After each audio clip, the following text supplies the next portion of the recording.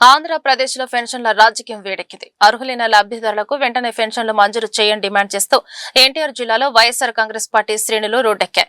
విజయవాడ తూర్పు నియోజకవర్గంలో పెండింగ్ లో ఉన్న పెన్షన్ల కోసం వైసీపీ భారీ నిరసన చేపట్టింది. విజయవాడ ఎన్టీఆర్ జిల్లా వైసీపీ అధ్యక్షులు తూర్పు నియోజకవర్గ ఇన్ఛార్జ్ దేవినేని అవినాష్ ఆధ్వర్యంలో నేడు శాంతియుత ర్యాలీ నిర్వహించారు. నియోజకవర్గంలోని 21 డివిజన్ల పరిధిలో వేలాది మందికి పెన్షన్లు అందక ఇబ్బందులు పడుతున్నారని వైసీపీ నేతలు మండిపడ్డారు.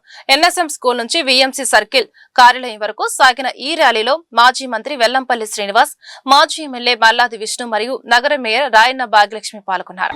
తూర్పు నియోజకవర్గంలో నూతన పెన్షన్లు వెంటనే మంజూరు చేయాలని చెప్పని డిమాండ్ చేస్తూ ఈరోజు నియోజకవర్గంలో ముఖ్య నాయకులతో కలిసి జోనల్ కమిషనర్ గారు వినతి పత్రం ఇవ్వడం జరిగింది.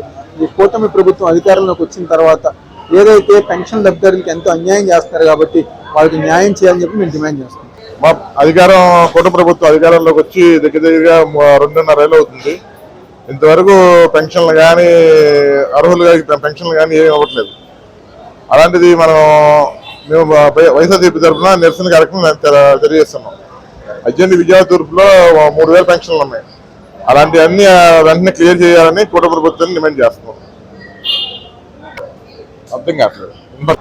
నిరుద్యోగ వృత్తి కానీ పెన్షన్లు కానీ ఇంకా చాలా ఉన్నాయమ్మా. ఒకటి కాదు, సూపర్ 6 అనేది అట్ ఫ్లాబ్ అన్ని వెంటనే క్లియర్ చేయాలని మా అవినాష్ గారి తరఫున డిమాండ్ చేస్తాం.